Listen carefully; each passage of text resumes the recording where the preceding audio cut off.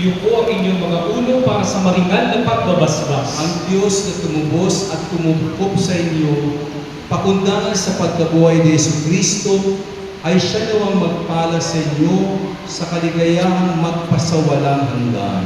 Amen. Kayong pinagkalooban ng manunubos ng walang malim na kalayaan ay pagtampinawan niya ng kanyang pamanang buhay na walang hanggan. Amen. Dahil kayo ay kaisa niyang bumangon mula sa kamatayan, pakundangan sa pananampalataya at binyag.